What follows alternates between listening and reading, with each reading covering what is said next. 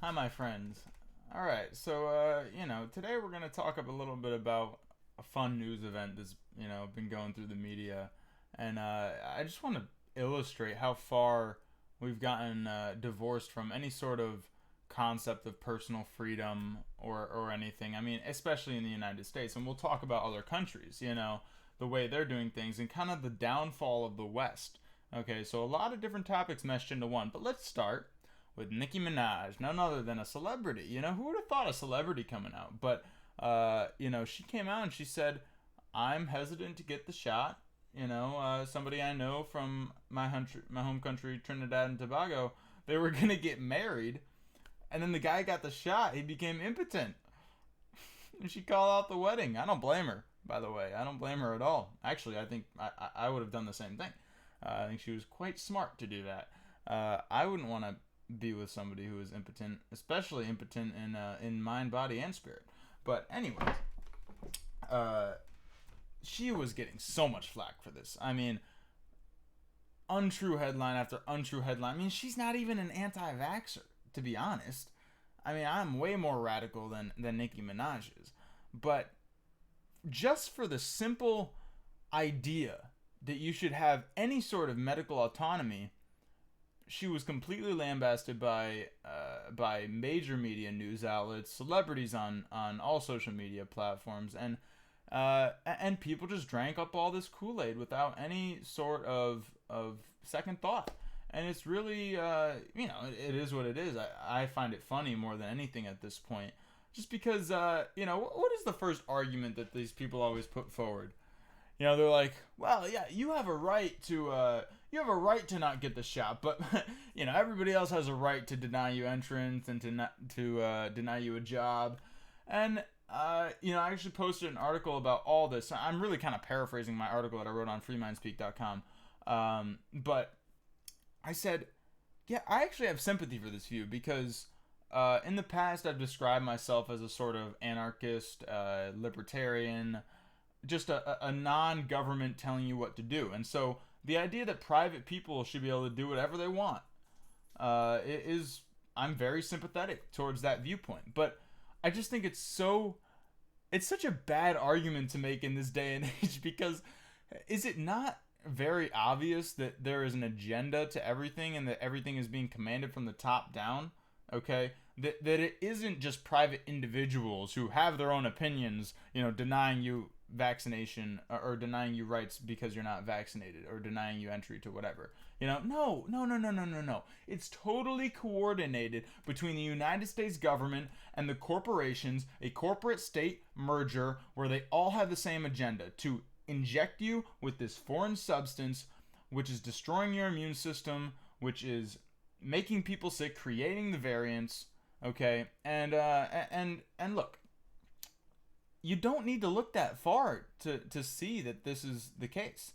And look, if you got the jab and you have a little remorse about it, I mean, there's strategies to do. I mean, the first step is to forgive yourself, maybe admit that you made a mistake, and then look to God and say, God, look, I messed up here, but I'm asking you to heal me, and that healing is going to take the course of a real, has to be energetic at this point. I mean, I don't know, I don't really know what, but I know that you got to turn towards God in this time. And again, I'm not a Christian, okay? I'm defining God as the laws of this universe, this universe and where we can interface with all these different frequencies and vibrations and realities and this universe that we find ourselves in, which is not an objective universe. People try to convince you that it's an objective reality. It's a totally subjective reality. That's all it is. It's that simple, and there's really no way that you can debate that. It is an experiential fact. Okay, I don't know what else to say there. But anyways, so again, stating that they're giving you this really bad argument that yeah, you have a right not to get it, but you can be refused. No, it's completely coordinated, and that's that. And look, I can tell you right now, I'm not going to be in the U.S. for longer than another year. I will be moving out of this country to somewhere else. Don't know where exactly. I mean, look, I could see some situations that keep me here. Maybe there's work that I need to do, but the overall energetic quality of this country is just going so far down the hole because people are drinking the Kool-Aid. People in the U.S. are so addicted to this desire to be right about everything and to know everything. This intellectual contagion that's going on right here, and I don't even know. It doesn't even make any sense to me because I kind of have that same mindset, but to me that's a radical mindset, or it should be a radical mindset, where you're literally trying to get everything that anybody's saying and put it into your mind and then make sense of it all and create a picture of it. And so by that, I'm going out, I'm looking at what independent doctors have to say. I'm looking at what conspiracy theorists have to say. I'm looking at what the mainstream is saying, and I'm looking at the history of everything and the way that things are planned and the way that power and money moves around. I mean, that's what I think real questioning should be, but rather people want to be right, but they want the easy way out, right? They don't want to go do the research. They don't want to put work in. They don't want to put effort, you know? They just want it now because I don't even know, because I think there's a lot of distraction. People are caught up in going to a 9-to-5 job, and so they don't have the time to do this. And so they think that they're doing the research by watching the news and drinking the Kool-Aid that the news people are giving them, but in reality they're just being indoctrinated, and it's as simple as that. I'm not like, we used to have a real news that would give you the information when you came home from work, but those days are just long gone. And it's crazy to me that people can't see that. But hey, I mean, I'm doing what I can to spread the word about what's going on here, and I hope you appreciate it. You know, what else can I do? You know, I'm doing me. But what was I talking about? Nicki Minaj. Okay, yeah, back to Nicki Minaj. So she didn't even come out as anti-vax. She was just like, I think you should have a choice, and that's what people had a problem with. So let's just put this in historical context. I mean, how long ago was it that you had a choice? I mean, it was only a couple years. I mean, before COVID, all people were talking about was abortion and how a woman has a right to choose, right?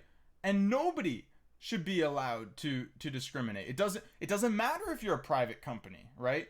Nobody should be able to refuse it. You know, no state should be able to mandate that you can't get an abortion, okay? So the entire argument goes in complete contrast with what was filling up the psyche earlier. And how they managed to do that switcheroo, honestly, is beyond me, because it was the first thing I thought. I was like, my body, my choice, you know? And like the first thing my friend said, he was like, I identify as trans-vaxxed.